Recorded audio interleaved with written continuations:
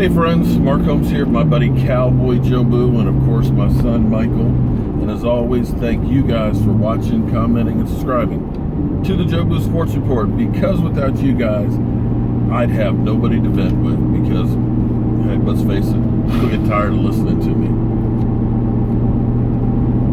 It was ugly. Flat out, the game was ugly. We got beat every single phase of the game. Couldn't pass, couldn't run. I mean, Zeke Elliott had 8 freaking yards on 9 carries. We couldn't tackle. We couldn't return the punts. We turned over the ball. It was just bad. And that goes from every single person out there takes the blame for that game. Dak didn't make the plays he needed to. The offensive line didn't block and open up holes for the running backs or keep Dak Prescott clean. Defensive line got somewhat of a pass rush there, but didn't keep the lane responsibilities. Sean Lee, Jalen Smith, they missed tackles. Cornerbacks got hurt. Couldn't cover people. It was a team loss. But what bothers me, I touched on this last night. I not been wanting to go here with this because it is what it is for the season. We knew Jason Garrett was Coach of the Year last year, and I have always said they won in spite of him and not because of him. I can't look back at any single game and say, yeah, we won that because of Jason Garrett. I can't. I cannot see a single game last year that you say Jason Garrett won it for us. At the first sign of trouble, usually Jason Garrett exits. Think back when Greg Hardy went off on the field and went after that coach. Des Bryant is there. Where was your head coach? He wasn't there. The last time Des Bryant had a temper tantrum in the locker room and went off, Jason Garrett walked in, saw all hell was breaking loose, and walked out. I look back at games where we've had poor clock management, wrong plays called, or things that make you scratch your head and say, what the hell are we doing? I mean, when you're up 26-3 at halftime, yet you pass more than the Green Bay Packers who are trying to get back in the game, you wonder, what? And that wasn't against Aaron Rodgers that we lost that game. Aaron Rodgers was out. When I've seen games like against the Lions where we made Bobby Carpenter look like a Hall of Famer because he picked off 2 passes against Tony Romo, another game that we were up by 21 and ended up losing, you scratch your head. But this takes the cake. Our team sucked last night. All phases of the game. From the coaching staff on down. What does Jason Garrett do?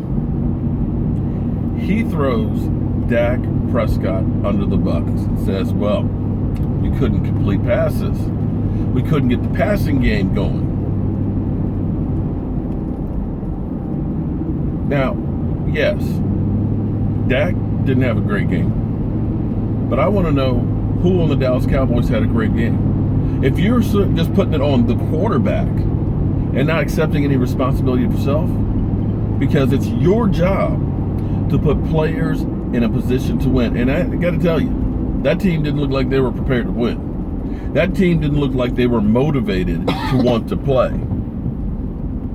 And I look back at great coaches. Great coaches don't throw their players under the bus.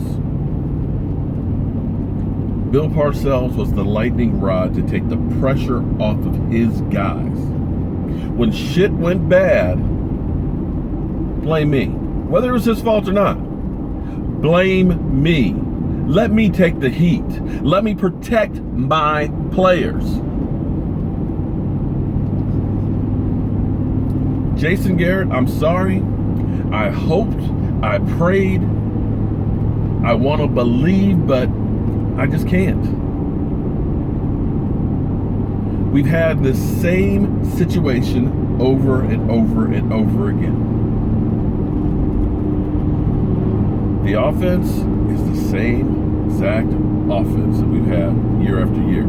That's why it's so easy for Ron Leary going to Denver and basically open up the playbook. Denver is good, but when you know where the ball is going, when you know how to smell that out, it makes it a hell of a lot easier. You looked at that, those guys were at the point of attack before our guys could get there because they knew what was going on. And that is because our offense and our team is unimaginable. We're consistently the exact same way. We don't throw curveballs at you. Take a look at some of the other coaches out there. Bill Belichick, you never know what the hell you're going to get.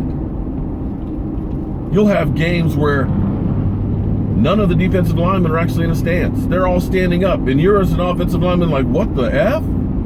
That's creativity.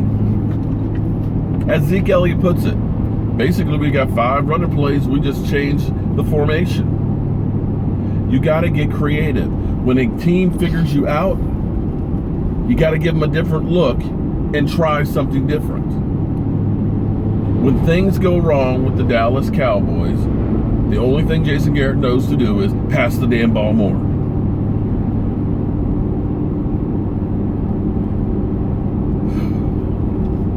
It's just one game. It's still early in the season. We beat our division rival. Our division, I don't think, is that great. The Giants, now you have to say, how bad are the Giants? We'll find out a little more tonight. The Redskins, still don't think they're that great. The Eagles, they're not that great, but we're in a quarter mile, turn right onto State Route 605, Fakir Drive. Sorry about that. If we're talking about going all the way, we got to get some better coaching. I don't know where to go with this, but when you throw your players under the bus, you got to go. You got to turn right onto State Route 605, Fakir Drive. Well, friends, sorry about the interruptions here. Continue on State Route 605 for 5 miles. Sorry about the interruptions here, but I'm pissed. I could take the loss and move on, but